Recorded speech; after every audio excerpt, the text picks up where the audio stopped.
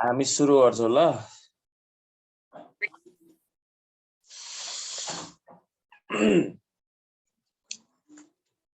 यसमा एउटा यहाँ हेर्नुस् त बाधै पुग्यो नि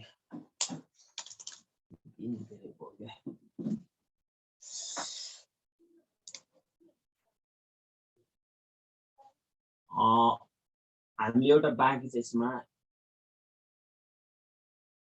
क्यापिटल एसेट्स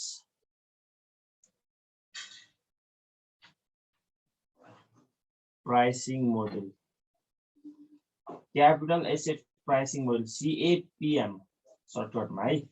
त्यसबाट हामीले जस्तै क्वेशनमा अहिलेसम्म हामीले क्वेशनमा के दिएको हुन्थ्यो, रिक्वायर्ड रेट दिएको हुन्थ्यो है। तर अब तपाईहरुलाई 15 मार्क्समा सोध्ने क्वेशनहरुमा रिक्वायर्ड रेट दिदैन। अब रिक्वायर्ड रेट दिएन भने कसरी क्याल्कुलेट गर्ने भन्ने कुरा है। रिक्वायर्ड रेट त हामीलाई चाहियो नि त हैन, भ्यालु अफ स्टक निकाल्नको लागि चाहिन्छ कि चाहिदैन? रिक्वायर्ड रेट चाहिन्छ भनेपछि required rate, calculation of required rate under CAPM model भनेर लेख्ने। रिक्वायर्ड रेट अथवा रिक्वायर्ड रिटर्न एउटै कुरा हो। यसलाई केएस भन्छ सर्टकटमा हामी। RF plus RM minus RF into beta stock, beta हामीलाई दिएको हुन्छ। वेयर RF भने रिस्क फ्री रेट हो। रिस्क फ्री रेट कहिलेकाहीँ क्वेशनमा हामीलाई टी बिल रेट पनि भन्छ, ट्रेजरी बिल रेट पनि भन्देला। Treasury bill rate, treasury bill भने गभर्नमेन्टले इस्यु गर्ने हो जसमा चाहिँ रिस्क के हुन्छ, जिरो हुन्छ, त्यही भएर यसलाई के पनि भन्छ, रिस्क फ्री रेट भन्छ है। अनि RM भनेको return on market, return on market लेख्नु होला है।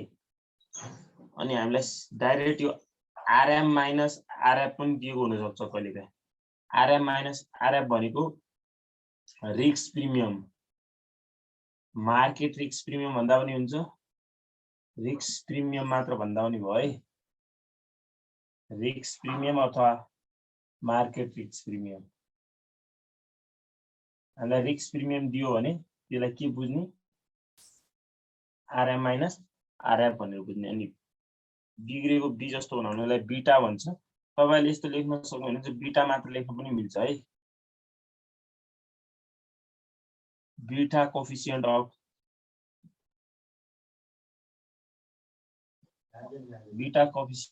स्टक यति हो। बुझ्नु भयो?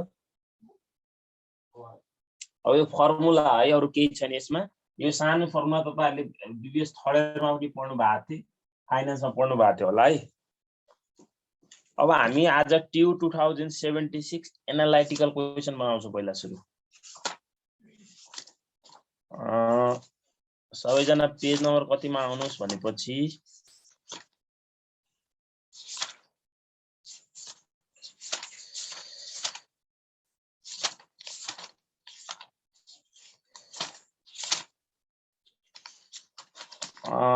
पेज नम्बर 181 एनालाइटिकल है।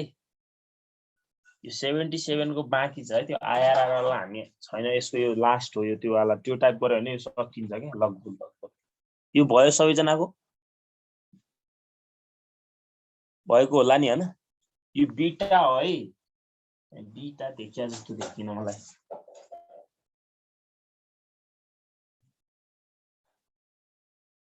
बीटा हो, मेटाउन हुन्छ यसलाई। अब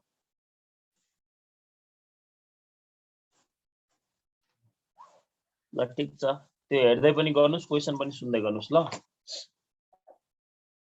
ट्यू 2076 क्वेशन नम्बर 19 है। Assume that risk free rate is currently 5% अरे। रिस्क फ्री रेट भन्यो हैन, टी बिल रेट भन्यो भने के भयो त्यो? RF भयो है, 5% दिएको छ। Which is expected remain at the same level of foreseeable future अरे यो चाहिँ सधैँ के हुन्छ अरे एउटै हुन्छ पछिसम्म भने है मेट्दिएँ मैले यसलाई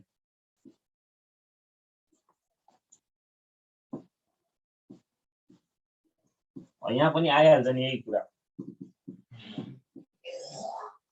TU 2076 क्वेसन नम्बर 19 एकदम सजिलो छ है यो क्वेसन मात्र लामो देखिया हो यहाँ हेर्नुस् त रिस्क फ्री रेट अथवा यसलाई ट्रेजरी बिल रेट पनि भन्छ है टी बिल रेट पनि भन्छ रिस्क फ्री रेट अथवा टी बिल रेट यसलाई हामी सर्टकटमा आरएफ भन्छौँ हामीलाई यो कति दिएको छ 5% दिएको छ है त्यसपछि हेर्नुस् त के भन्छ which is expected remain at the same level for stable future भनेको छ त्यसपछि त्यो सधैँ त्यही हुन्छ अरे the rate of return on the average stock in the market अरे मार्केट रिटर्न भने के हो त रिटर्न अन मार्केट भनेर दिएको छ रिटर्न अन मार्केट अथवा मार्केट रिटर्न भनेको के हो त यो आरएम हो कति दिएको छ यो 15% दियो त्यसपछि हेर्नुस् त 15% त्यो दियो अनि त्यसपछि के भन्छ you are evaluating the prospects of investing in HPC stock तपाईले इभ्यालुएट गर्दै हुनुहुन्छ रे एचपीसी स्टकमा व्हिच इज करेन्टली पेइङ भनेको कुन डिभिडेन्ड हो करेन्टली पेइङ डिभिडेन्ड भने D1 हो कि D0 हो D0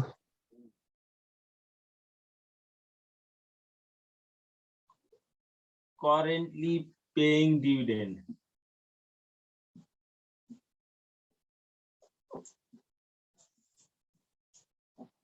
₹10 भनेको छ यसपछि हेर्नुस् त द स्टक हैज बेटा कोएफिशिएन्ट अरे स्टकको बेटा कोएफिशिएन्ट कति छ अरे 1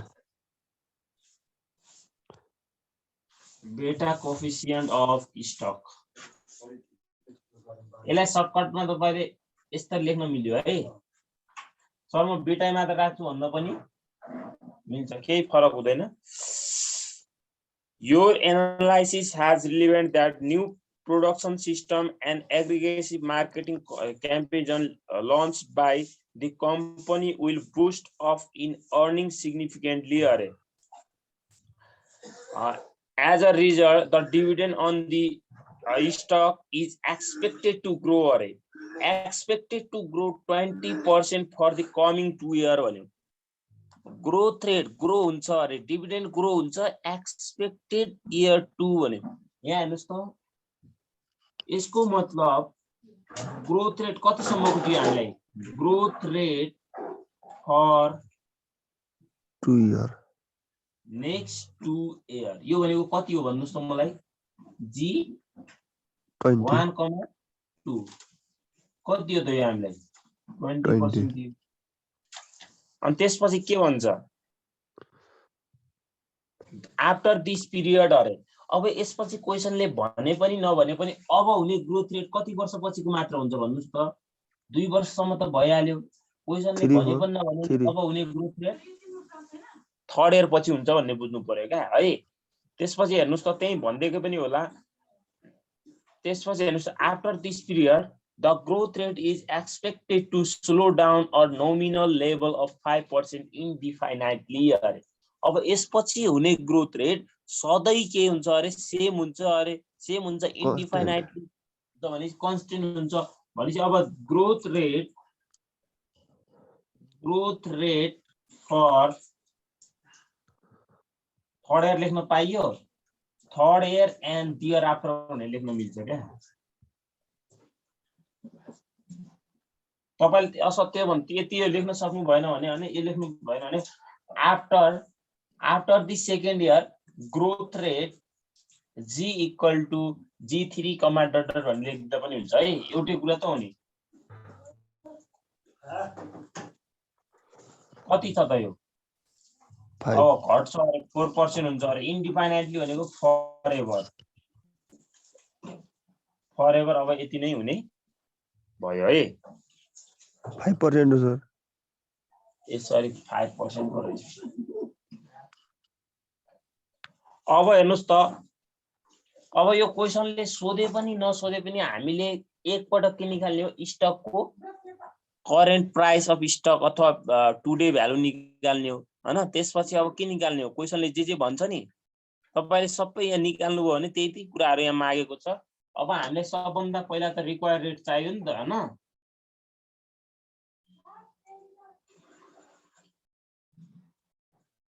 यो नम्बरमा त्यही सोधेको छ हेर्नुस् त calculation of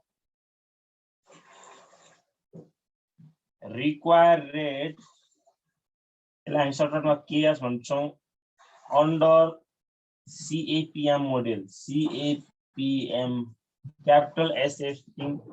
capital asset pricing model KS को फर्मुला के हो त RF प्लस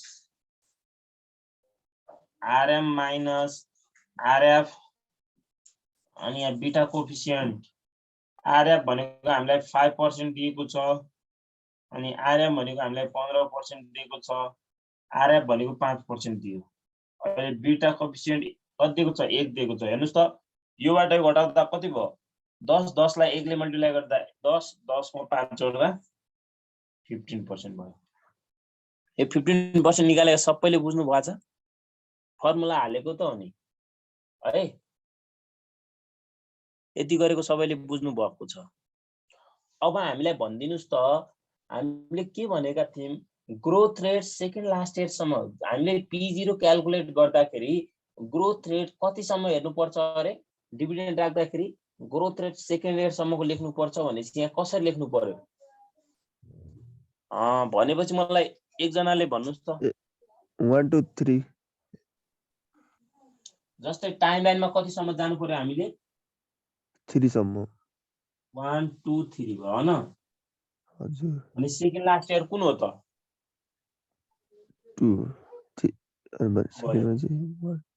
सेकेन्ड लास्ट भनेको जहिले पनि 2 भयो अब यहाँ 4 सम्म भएको सेकेन्ड लास्ट 3 हुँदैन नि फेरि अब यहाँ सेकेन्ड लास्ट 2 भयो भनेपछि हामीले डिभिडेन्ड राख्दाखेरि P0 निकाल्दा कति सम्म मात्र राख्नु पर्यो सेकेन्ड इयर सम्म मात्र राख्नु पर्यो के है त्यो कुरा त बुझ्नु हुन्छ नि तपाईहरुले हो सर अब सेकेन्ड लास्ट इयर सम्म मात्र राख्ने हो भनेको थिए अनि भन्नुस् त हामीले KS माइनस G गर्छौं नि KS माइनस G गर्दाखेरि G कुन घटाउने अरे G कुन घटाउने हो अरे कन्स्ट्यान्ट गर्नु हो कन्स्ट्यान्ट वाला अथवा लास्ट को जहिले पनि है अब तपाईले यसले नसोधे पनि तपाईले सी नम्बरमा हो कि कतिमा सोध्या होला सी नम्बरमा सोध्या छ आई थिंक मैले मेटे सी नम्बरको गर्छु ल यो भन्दा पहिला हामी सी नम्बरको गर्छौं सी नम्बरमा सोध्या छ के हो सी मा सोध्या छ कि डी मा सोध्या छ what is the fair value of the stock today भनेको छ डी मा सोध्या छ सबभन्दा पहिला म डी नम्बर पढ्छु यो डी नम्बर हो है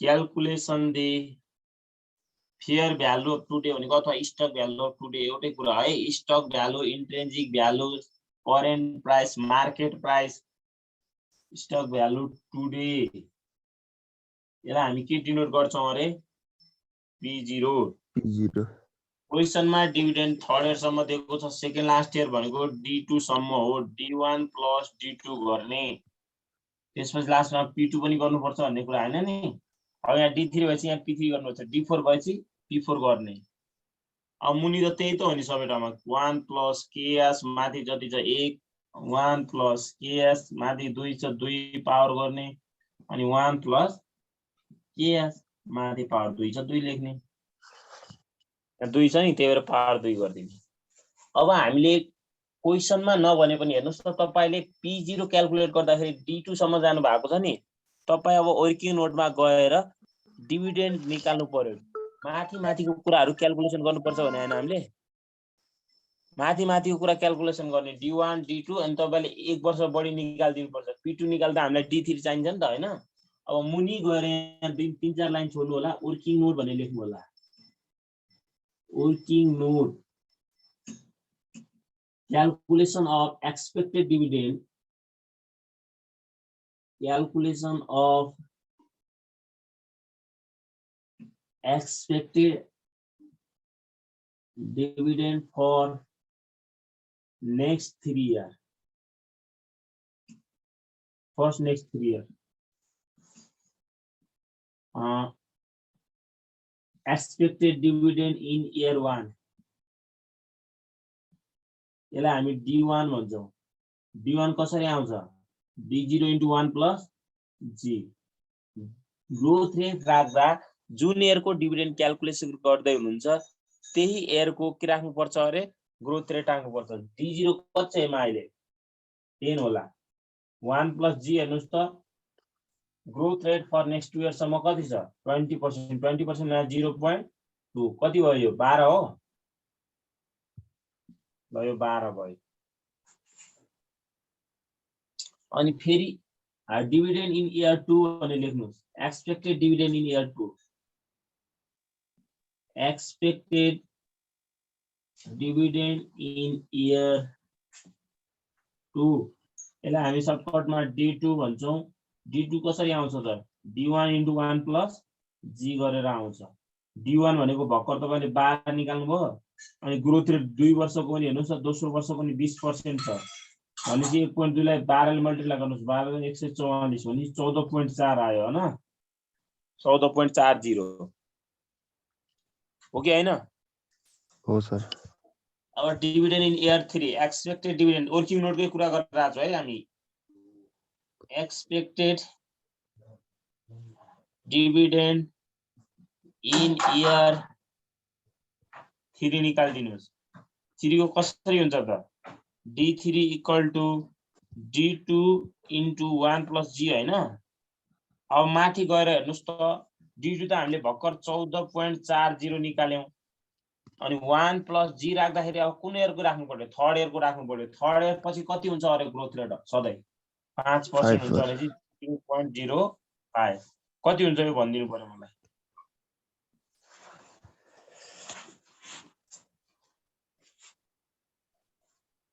चौध 14.4 लाई 1.05 ले मल्टिप्लाई गर्नुस् त.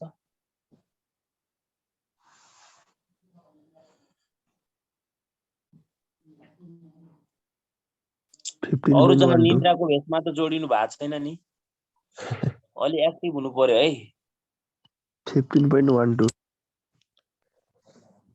ल 15.12.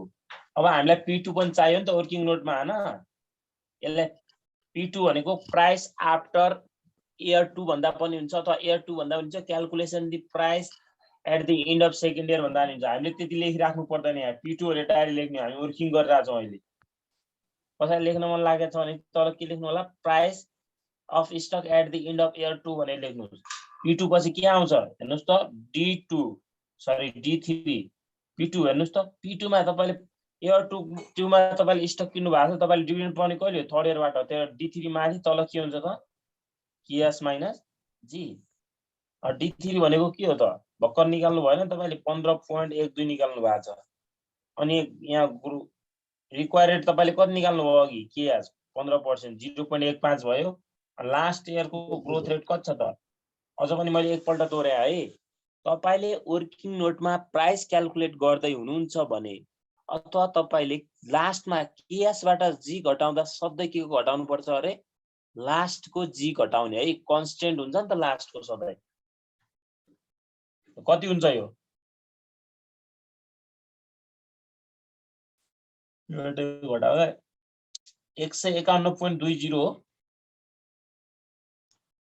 151 point यति आयो है. 151.20 रुपीस मा आयो. आयो नि यति. तपाईले नकाट्नु होला. मैले त काट्न मिल्छ नि यहाँ. अब म काट्छु यो निकालेको भ्यालुहरुलाई. अब भ्यालु राख्ने त हो नि. भ्यालु सुई राख्नुस् त. अब भ्यालु राख्दिनुस्. छिटो गर्नुस् है. क्याल्कुलेटर गर्नुस्. अब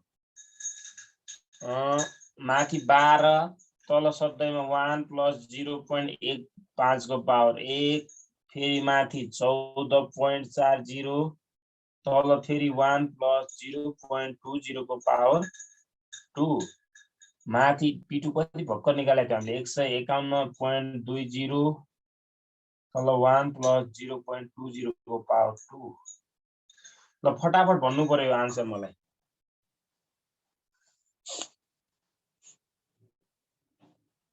यो आन्सर भनिदिनुस् त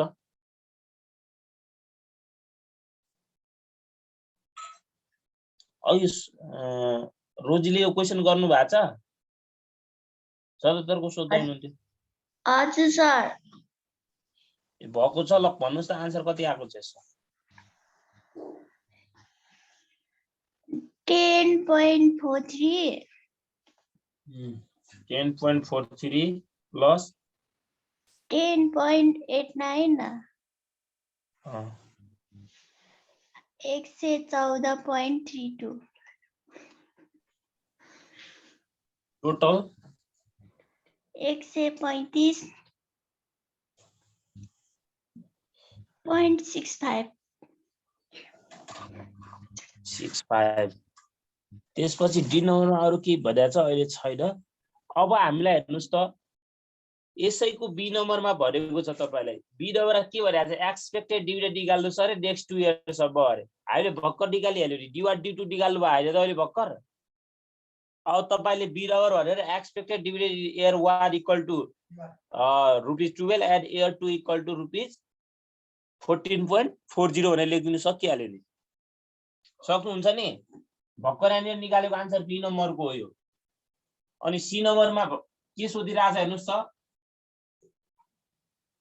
price of stock at the end of year 2 अथवा आफ्टर इयर 2 भनिरा होला त्यहाँ अथवा एन्ड अफ इयर 2 P2 त भक्कर निकाले हैन त हामीले 151 रुपैयाँ 20 पैसा यति लेख्ने त हो नि बुझ्नु भयो नि यो लेखेको आज कसैलाई यो कन्फ्युजन छ गरेको भन्नुस् त कन्फ्युजन छ गरेको कसैलाई बोल्नु नभने त छैन होला नि ई नम्बरमा के सोध्यो हेर्नुस् त अब ई नम्बर भनेको डिसिजन क्राइटेरिया ई नम्बरमा डिसिजन सोधिरहेको छ तपाईले स्टक किन्नु हुन्छ कि किन्नु हुँदैन यो स्टकलाई के गर्ने तपाईलाई किन्दा राम्रो हुन्छ कि बेच्दा राम्रो हुन्छ भनेर डिसिजन दिनु पर्यो अब मैले पहिला पनि तपाईहरुलाई यो बोन्ड भ्यालुएसनमा पनि सिकाइसकेको कुरा हो हैन हुन त तर आज पनि म जिरोबाट भनिदिन्छु यहाँ हेर्नुस् त हामीलाई ई नम्बर भनेको डिसिजन क्राइटेरिया है डिसिजन क्राइटेरिया त्यो गराउनु भन्दा पहिला म तपाईलाई एउटा हामीलाई के हुन्छ क्याल्कुलेटेड प्राइस एउटा क्याल्कुलेटेड प्राइस हुन्छ नि त अनि अर्को के दिएको हुन्छ हामीलाई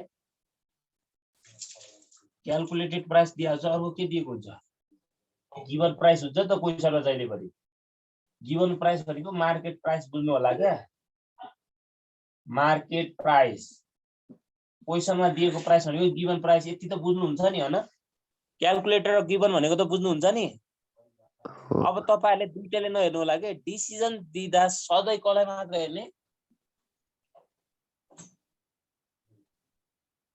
डिसिजन दिदा सधैं क्वेशनमा दिएको गिवन प्राइस भने क्वेशनमा दिएको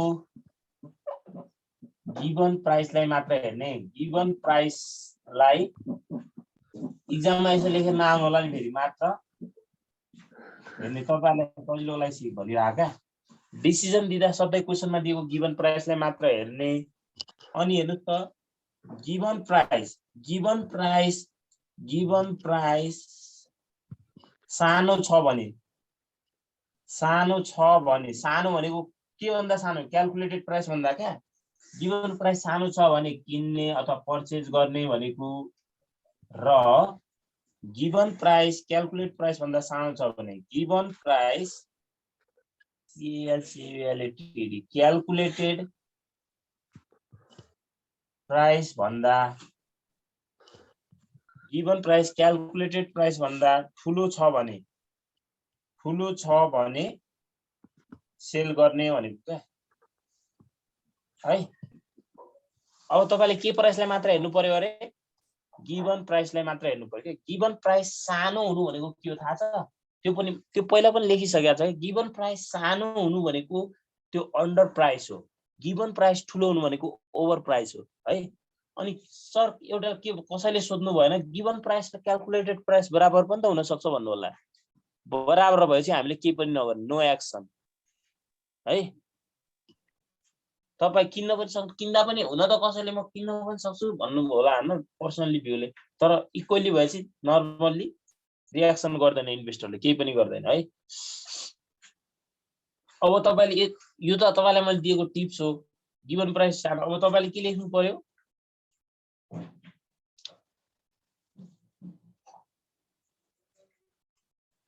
गिवन प्राइस ल लेख्नुस् त given market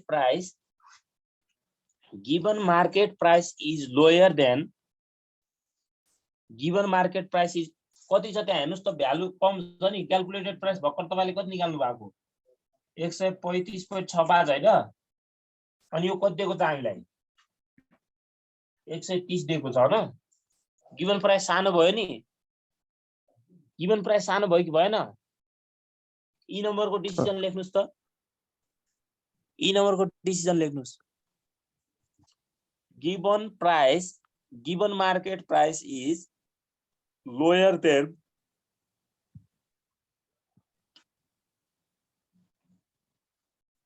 calculated market price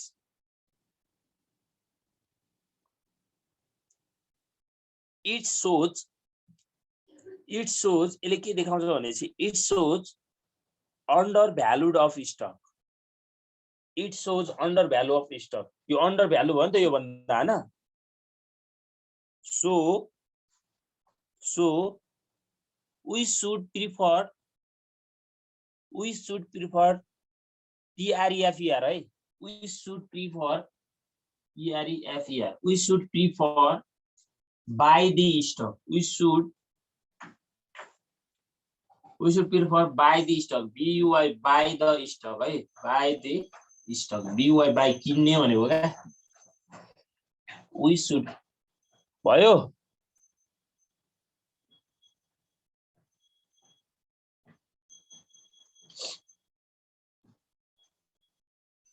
75 को सेम कपी पेस्ट छ क्वेशन नै त्यही हो म पढ्दिन है क्वेशन नै त्यो तपाईले एकपटक आफै ट्राई गर्नु होला यो डिसिजन क्वेशनले सोधिरहेको छैन भने आफै नदिने है क्वेशनमा सोधेको छ भने मात्र दिनु होला बुझ्नु भयो नि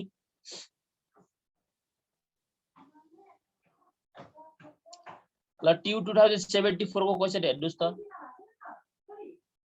75 को सेम कपी पेस्ट हो काई केही फरक छैन है त्यो गर्न सक्नुहुन्छ तपाईहरुले ट्यु 2074 क्वेशन अब डाइरेक्टली हेर्दिनुस् अब भनेको कुरा बुझिरहेछौ नि है बुझिरहनु भएको छ नि भनेको कुरा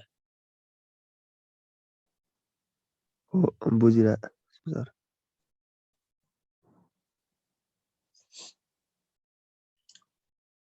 ल 74 को क्वेशन अब डाइरेक्टली हेर्नुस् you are analysing prospects of investing in stock of a large manufacturing company अरे एउटा manufacturing company हो भन्ने कुरा परिरहेछ यहाँ you are analyzing prospect of investing stock of large manufacturing company तपाई चाहिँ के एनालाइज गर्दै हुनुहुन्छ एउटा लार्ज कम्पनीमा इन्भेस्टमेन्ट गर्दै सोच गर्दै हुनुहुन्छ है the company is expected to pay dividend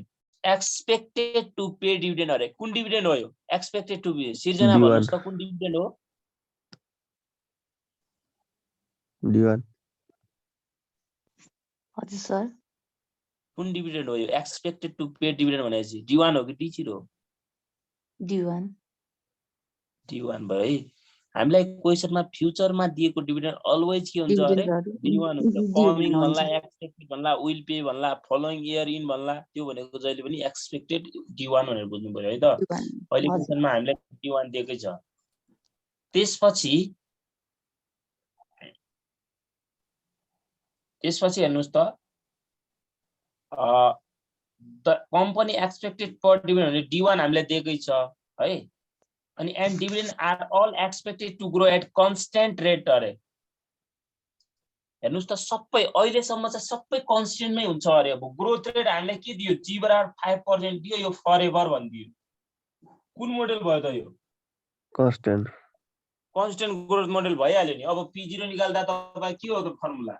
d1 upon ks minus minus g। केही छँदै छैन यो क्वेसन त, झन् तपाईँले मजाले गर्न सक्नुहुन्छ है। अनि हामीलाई रिच फ्री रेट पनि दिएको छ। यो किन दिएको हेर्नुस्, द स्टक बेटा कोएफिसिएन्ट भनेर दुईटा हामीलाई दियो। अहिले कति दियो? यहाँ 1.2 74 हो, यहाँ 1.5 दियो, यो 1.5 दियो। अनि हामीलाई रिस्क फ्री रेट पनि दिएको होला, हेर्नुस् त 1.2 छ त बीटा। हजुर 1.2 यो खाली रफ गरे त भने हामी सोलुसन गरिरहेको छैन, म भन्ने मात्र हो। अनि त्यसपछि हेर्नु त करेन्ट प्राइस भनेको छ। क्वेसनमा प्राइस दियो भने त्यो प्राइसको काम हुँदैन, त्यो भनेको मार्केट प्राइस हो, त्यो गिवन प्राइस हो। त्यसको काम भनेको के मात्र हुन्छ अरे? डिसिजन दिन हो, डिसिजन दिनलाई मात्र हुन्छ। त्यो भनेको गिवन मार्केट प्राइस है क्वेसनमा दिएको 155। अनि त्यही हेर्नुस् त furthermore and analysis the market portfolio reward risk free rate of return is currently 6% अरे। यो कति पर्सेन्ट दियो त? यो 6% भनिरहेको छ। अनि त्यसपछि market portfolio risk free rate भनेर 6% which is expected remain unchanged and the market portfolio yield अरे। मार्केट पोर्टफोलियो अथवा त्यो भनेपछि कति पर्सेन्ट दियो? 14% दियो भने based on the capitalisation pricing model के निकाल्नुस् रे? रिक्वायर रेट निकाल्नुस् अरे। यो के हो त केएस निकाल्ने formula? Based on CAPM model भनेर RF plus RM minus RF into beta गर्ने त हो नि, यो गर्ने। अब आरएफ हामीलाई 6% दिएकै छ, प्लस यो 14% माइनस 6% इन्टु 1.2 आइहाल्यो नि, भ्यालु आएन? त्यहाँबाट तपाईँले केएस को भ्यालु निकाल्नु भयो। अनि यसले भने पनि नभने तपाईँले what is the intrinsic value of p0 पनि निकाल्नु भयो। कसरी निकाल्नु भयो? d1 केएस माइनस g गर्नुभयो, सकिहाल्यो। अनि सी नम्बरमा हेर्नुस् त now suppose require rate of return 12% अरे। अब तपाईँले यहाँ मानु सपोज कति निकाल्नु? 8 कति हुन्छ? 15.6% हुन्छ हैन? अब यहाँ तपाईँले रिक्वायर रेट 15.6% निकाल्नु भएको। अब तपाईँ जान्ने भएर त्यही रेट राख्न मिल्दैन नि त, क्वेसनले आफै भनिरहेको छ। हेर्नुस् त सी नम्बरमा नाउ सपोज अरे, मान्नुस् रे रिक्वायर रिटर्न कति मान्नुस् अरे? केएस 12% मान्नुस् भन्यो। केएस 12% मान्दा what would be the intrinsic value of share stock अरे। अब केएस 12 मा अब अरु केही भने छैन भने चाहिँ अब हेर्नुस् त केएस 12 मान्दा अब भ्यालु निकाल्नुस् रे p0 निकाल्दा के गर्ने त formula? d1 upon KS minus g। G राख्ने त अलवेज त्यही एउटै मात्र त छ नि यो क्वेसनमा। अब केएस मात्र कति राख्नु पर्यो त? 0.12 राख्नु पर्यो के? 12% राख्नु पर्यो नि त हैन? हुन्छ है, यो सबैको नभए चाहिँ मलाई भोलि सोध्नु होला। Do you think the stock would buy up in case अरे। तपाईले यो केसमा स्टक किन्नुहुन्छ अरे। क्वेसनमा मार्केट प्राइस 155 दिएको छ। अब तपाईले यहाँ मानव कति निकाल्नु भयो? 180 निकाल्नु भयो मानव। यो गिवन प्राइस भन्दा त सानो ठुलो भयो नि हैन? गिवन मार्केट प्राइस भन्दा ठुलो भयो कि भएन? ठुलो। गिवन मार्केट सरी है, गिवन मार्केट प्राइस हामीलाई 155 दिएको छ। अनि तपाईले क्याल्कुलेटेड प्राइस ठुलो निकाल्नु भयो भने चाहिँ यो ओभर भ्यालुड भयो। ओभर भ्यालुड भनेको बेच्ने। तपाईको क्वेसनमा आएको 155 भन्दा 1 रुपैयाँ पनि बढी भए चाहिँ तपाईले बेच्नुहुन्छ। अनि 155 भन्दा कम भए चाहिँ तपाईले के गर्नुहुन्छ त? अघि यो जस्तै बाइ गर्नुहुन्छ, त्यो भनेको अन्डर भ्यालुड हो। अब मैले डिसिजन बार लेख्दिन नि त, एउटा पटक लेखिसके मैले यहाँ मिलाएर तपाईलाई यो डिसिजन दिँदा सधैँ क्वेसनमा दियो गिवन प्राइसलाई मात्र हेर्ने। गिवन प्राइस सानो छ भने किन्ने, गिवन प्राइस ठुलो भए बेच्ने। अनि डिसिजन अब यसरी लेखेर एक्जाममा त्यस्तो लेख्न पाउनुहुन्न है। कसैलाई नेपालीमा लेख्ने मन लाग्यो भने त्यसरी लेख्न त मिल्छ, तर अब सकेसम्म अघि मैले लेखिदिएको थिएँ त्यसरी लेख्नु होला है। अनि डी नम्बरमा हेर्नुस् त मेन भनेको यसको मैले डी को भन्नलाई मात्र तपाईहरुलाई यो गरेको, अरु त केही छदै छैन। In addition to the change in part C अरे। पार्ट सी को एडिसनलाई चेन्ज गर्दा है, suppose the dividend is expected to grow 10% per year for the first 3 year अरे। अब ग्रोथ रेट चाहिँ के हुन्छ अरे? बढ्छ भन्यो है। ग्रोथ रेट बढ्छ अरे फर्स्ट 3 इयर सम्म। ग्रोथ रेट फर्स्ट 3 इयरसम्म बढ्छ भने यहाँ हेर्नुस् है, अब D1 D2 D3 लेख्दाखेरि यहाँ G1 2 3 भयो के क्वेशनमा, G1 2 3 कति भयो? 5.6 G1 2 3 यो 5.6 भयो। अनि त्यसपछि अब अर्को ग्रोथ रेट कति हुन्छ अरे? सधैँ कन्स्टेन्ट हुन्छ भन्छ होला अर्को क्वेशन। कहाँ 5% हो, यो 10% छ। 10% हुन्छ अरे, त्यसपछि चाहिँ 5.6 हुन्छ अरे। अब हुने भनेको फोर्थ पछि हो कि हैन? यहाँ सेकेन्ड लास्ट कति भयो त अब? 3 यो क्वेशनमा सेकेन्ड लास्ट इयर कति भयो? थर्ड इयरसम्म भएन? अब तपाईले फर्मुलामा जाँदाखेरि प्राइस अफ स्टक निकाल्दाखेरि D1 + D2 + D3 अनि प्लस P3 अब मुनि 1 + क्यास 1 + क्यास 1 + क्यास 1 + क्यास माथि जति छ पावर 1 2 2 सरी 1 2 3 लास्टमा 3 निस्क्यो नि हैन? हो सर। अनि what would be the intrinsic value of stock भने अब त्यो त निस्किहाल्छ।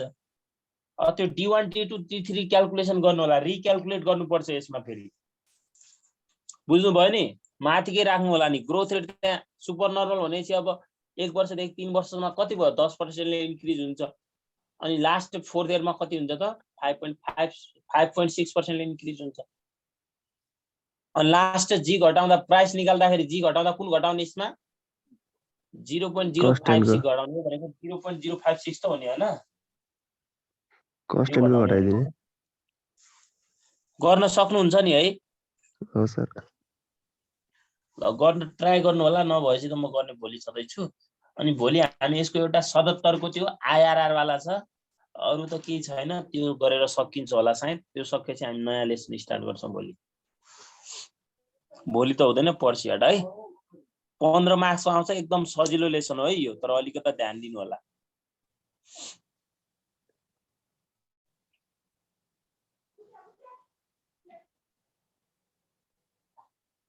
ल कसैलाई के सोध्नु छ आजको? 2 मिनेट टाइम छ, भन्नुस् त।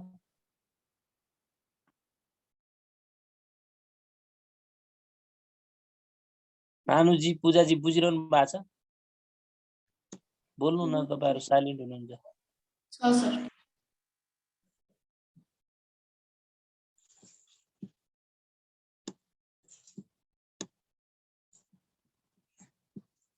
सुजाले बुझिरहनु भएको छ? हजुर सर।